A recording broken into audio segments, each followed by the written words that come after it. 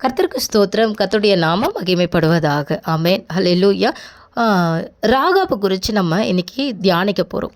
ராகாப் என்கிற ஸ்திரீயை குறித்து நம்ம வேதத்தில் வாசிக்கிறோம் அப்படின்னா, யோசுவா 2வது அதிகாரம் 1 நம்ம வாசிக்கும் பொழுது அவங்க ஒரு வேசின்னு சொல்லி நம்ம வாசிக்கிறோம். கர்த்தருக்கு ஸ்தோத்திரம். கர்த்தருடைய நாமம் மகிமைப்படுவதாக.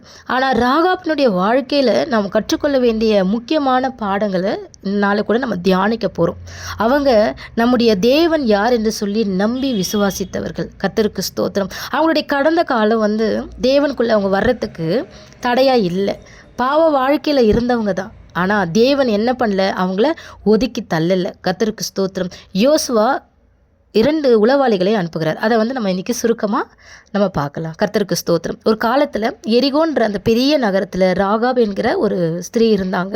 அவங்க வாழ்க்கை நல்லதாக இல்லை. இருந்தாலும் ஒரு நாள் அவங்க இஸ்ரவேலின் தேவன், வானத்திலும் பூமியிலும் அவர்தான் தேவன் என்று கேள்விப்பட்டு நம்பினவங்க. ஆமென். ஒரு நாள் 2 இஸ்ரவேல் உளவாளிகள் அந்த நகரத்துக்கு வரும்பொழுது அவங்கள பிடிக்க ராஜாவின் மனுஷர்கள் தேட ஆரம்பிக்கிறாங்க. அப்போ ராகாப் ஒரு முடிவு எடுக்கிறாங்க. உளவாளிகளை தான் வீட்டில் மறைச்சு வைக்கிறாங்க. ராஜாவின் மனிதர்கள் கேட்கும் பொழுது இங்கே அவங்க இல்லைன்னு சொல்கிறாங்க. ஹல்லேலூயா.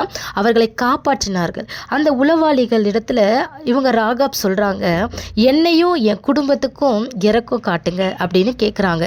ஆண்டவர் நம்முடைய தேவன் இரக்கத்தின் தேவன், அவர் ஜெயத்தின் தேவன் என்பதை ராகாப் நம்பினாங்க. ஹல்லேலூயா.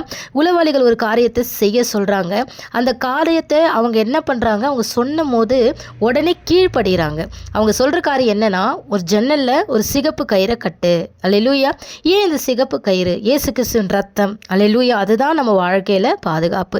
அன்பின் கயிறினால் நம்மை கட்டி இழுக்கிறார். கர்த்தருக்கு ஸ்தோத்திரம். அப்போ அந்த சிகப்பு கயிறை கட்டும் பொழுது கர்த்தருக்கு ஸ்தோத்திரம், நாம மாத்திரம் இல்லை, நம்முடைய குடும்பமும் காப்பாற்றப்படும். இயேசு கிறிஸ்துவான ரத்தம் நம்ம வீட்டை பாதுகாக்கும் பொழுது நம்முடைய குடும்பத்தையும் தேவன் என்ன செய்கிறார் அப்படின்னா பாதுகாக்கிறார். கர்த்தருக்கு ஸ்தோத்திரம். தேவனை நம்ம நம்பும் பொழுது நம்ம வாழ்க்கையில் ரட்சிப்பு உண்டுங்க. சரியான ஒரு முடிவை வாழ்க்கையில் என்ன பண்ணுறாங்க, அவங்க எடுத்ததுனால அவங்களுடைய வாழ்க்கையே மாறிச்சு.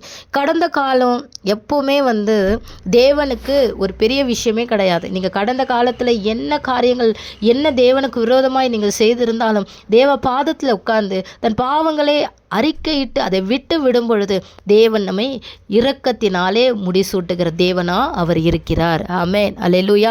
நம்முடைய தேவன் நம்மை குற்றப்படுத்தாத தேவன். தேவனுக்கு நாம் கீழ்ப்படியும் பொழுது பரலோகம் நமக்கு நிச்சயம். ஆமென். அல்லேலூயா. கர்த்தருக்கு ஸ்தோத்திரம். நீ கடந்த காலத்தில் இப்படிப்பட்ட ஒரு பாவ வாழ்க்கையில் இருந்தேன்னு சொல்லி தேவன் என்ன பண்ணல, ஒதுக்கி தள்ளவே இல்லை. கர்த்தருக்கு ஸ்தோத்திரம். என்னிடத்தில் வருகிற யாரையும் நான் புறம்பே தள்ளுகிறதில்லை என்று சொல்லி வார்த்தையின் மூலம் தன்னை வெளிப்படுத்தின தேவன் அவர். நம்முடைய தெய்வம் அன்பானவர். அவர் நம்மை பாதுகாக்கிற தேவன்.